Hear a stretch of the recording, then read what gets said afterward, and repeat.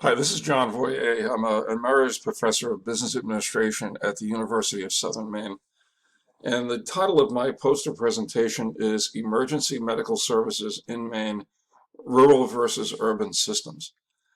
Even though I'm using Maine as an example, a lot of the issues of urban versus rural occur throughout the United States, not just in the state of Maine. And some of those difficulties are listed here. First of all, the times and distances traveled are longer for a rural EMS responder. Many critical access hospitals have closed. In the United States, it was 82 such hospitals between 2010 and 2018, and that lengthens the distances and the times even further.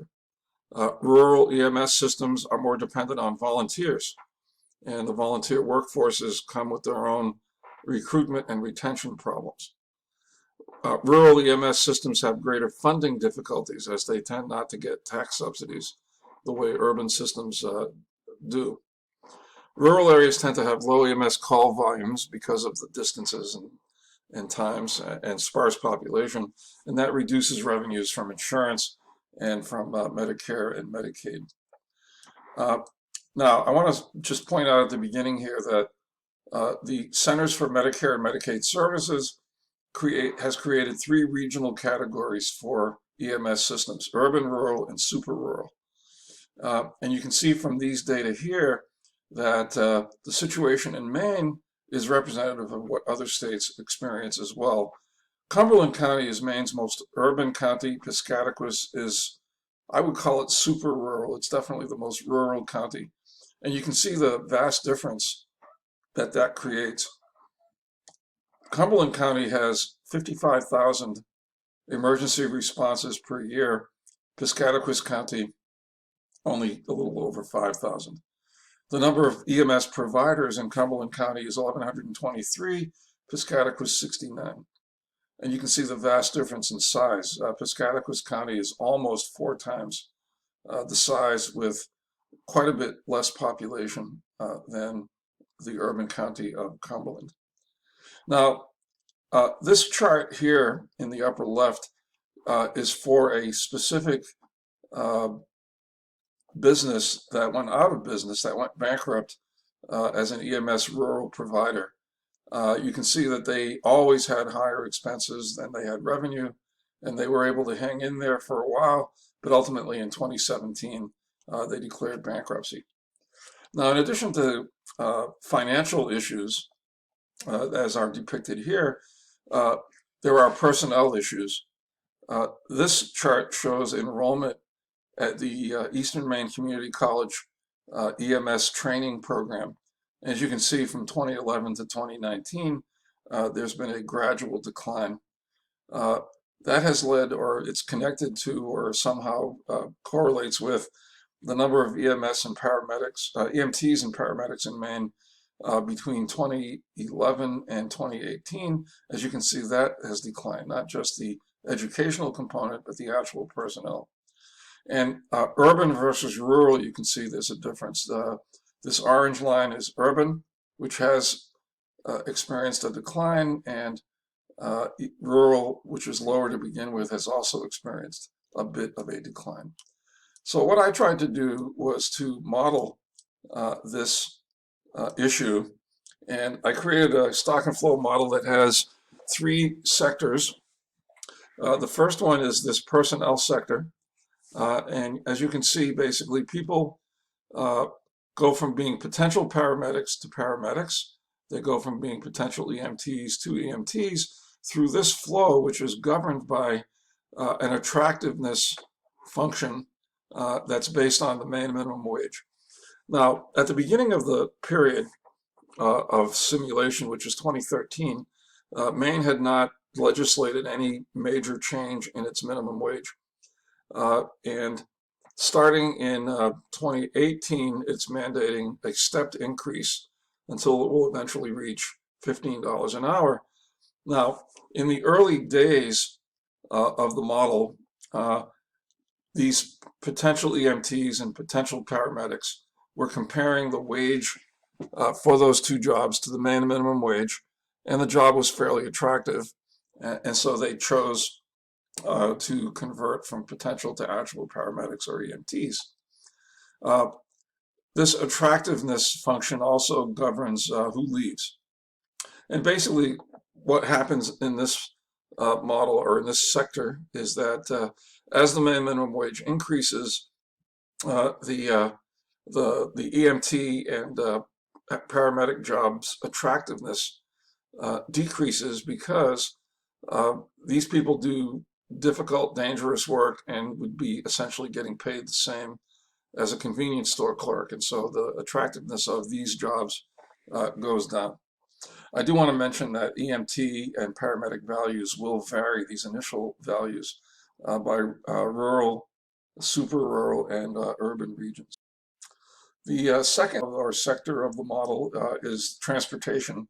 Obviously, emergency medical services typically involve transportation by ambulance. And as you can see here, the transport can either be emergency to a critical care hospital or non-emergency to advanced care hospitals. And reimbursements will vary accordingly, and I'll show that in the next part of the poster. The distances to the hospitals vary quite a bit. Critical access versus advanced care. The advanced care hospitals are usually further. So for example, in Maine, it might be 100 miles to the nearest critical access hospital in Piscataquis County, but it would be probably over 200 miles to a hospital in Boston, maybe a little bit less than that for a hospital in Portland, which is the state's largest urban area. The final sector of the model is the financial sector. So here I borrow from the number of miles transported and multiply or take the amount of mileage that is critical access and multiply that by either the basic life support or advanced life support emergency hospital reimbursement payments that the insurance companies and Medicare and Medicaid make. And for non-emergency transport, I do the same thing, and that gives us total nominal revenue. I call it nominal revenue because maybe the most surprising thing to me in this project was learning that only a fraction of bills that are sent out by ambulance companies actually get paid. So I'm calling that the collection fraction. In rural areas, that number can be as low as 25%. Even in urban areas, the number can be a third, 33%, maybe in some areas up to 50%, but usually not. So that gives you the collected revenue. Now over here I have the costs, which are also based on, partially at least, on transportation. So you have ambulance mileage cost, we have ambulance fixed cost, we have the consumables that are used in every ambulance, and we have the labor costs up here. All of those combine to form total costs, and when you subtract those total costs from the collected revenue, you get either a surplus or a loss. So I ran several runs, just base runs, I guess you could say, super rural with volunteers, rural, and urban. And you can see in terms of surplus or loss that the urban areas by and large do quite a bit better, although alarmingly for them, no doubt, they are also in a bit of a decline. The super rural scenario down here in blue is the worst performing, as one would predict from the situation that I described earlier. You can make things a little better in the super rural regions by using volunteers, which is the red line here, and you can see that that ends up being similar to the rural scenario. The personnel in these three areas vary quite a bit. The blue line is super rural, the red line is super rural volunteer, and it's hard to see here, but the rural scenario is basically the same as the red line. It's buried underneath, and so you can't see it. The personnel in urban areas situation is quite a bit better. You'll notice from the scale here that even though there's a bit of a decline, it's a very modest decline in absolute value. And so the urban areas do quite a bit better on personnel retention. And then finally, the attractiveness of these emergency medical technician jobs, or actually this is both emergency medical services jobs. The paramedics are in the top here. And as you can see, super rural paramedics, do relatively well compared to, they do poorly compared to the super rural areas, the rural and urban. And the EMTs also do worse in the super rural areas compared to urban and rural scenarios or situations. Now, I ran several policy experiments to see if this situation could somehow be improved. And one thing that occasionally happens is Congress or some other body, but usually Congress, will fund an increased payment. And that's what's shown up here in the upper left. This shows what would happen if you made an increased payment in 2020.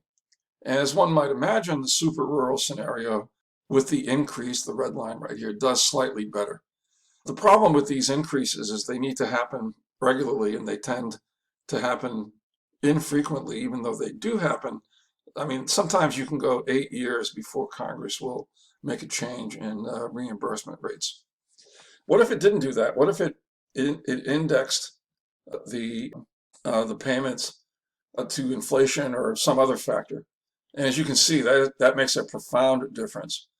The super rural linear payment increase done on a consistent basis, that's the red line up here, shoots the services into a surplus position, and they even level out at a certain point in time. So that's a very good policy, but because of fiscal constraints, it's unlikely to happen. Congress the situation has to get very bad before Congress acts. My guess is it will act within the next couple of years because the situation is approaching being dire. As you can see, the personnel problem is increased quite a bit. The one-time payment increase compared to the base scenario in the super rural areas is almost indistinguishable. It's marginally better, whereas the personnel situation with an increase in payments is quite a bit better. And in fact, here begins to level off and perhaps would even start an improvement trajectory. What about consolidation? One of the things that super rural areas can do is consolidate their ambulance services under a larger administrative umbrella, which theoretically makes it easier to allocate the resources, basically the ambulances and their crews, even though the areas are larger. And that has occurred in Maine to a large extent. There are several areas within the state that have sort of consolidated under one company. Usually it's a private company that contracts with the various municipalities. And as you can see, that approach, at least in theory, could be very helpful, and not only with surplus or loss, but also with personnel. So the red line here is the improvement in the personnel aspects under a consolidation policy. So what are the recommendations that flow from these policy experiments? Well, the most potent reform would be to increase payments to EMS systems by indexing them to the rate of medical inflation. But as I mentioned earlier, the funding for this is unlikely at the federal level and even less likely at the state level. A less potent but still worthwhile policy would be to increase the payments in a stepwise fashion as opposed to being indexed on a more frequent schedule. This would help. The model that I ran, the experiment that I ran, only did it once, but you could do it every, say, 3 years instead of every 8 years. Assuming that the budget was there to do that, this would be a good second place policy to follow. But funding issues make this less likely.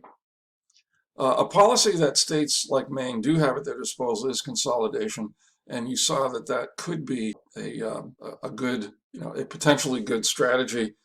There are some issues, though. One is that even though you coordinate the deployment of ambulances more centrally by consolidating, it doesn't necessarily make the distances any shorter, and so it may not necessarily work out unless you are very, very, very good at stationing ambulances in crucial locations.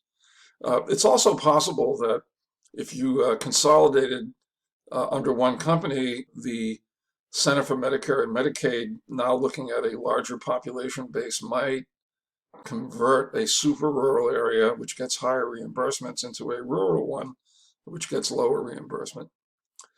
Now, there are two potent but less realistic policy choices that would increase possibilities for good financial performance. One of them is almost impossible to actually implement for an EMS service, and that's to increase the collection fraction.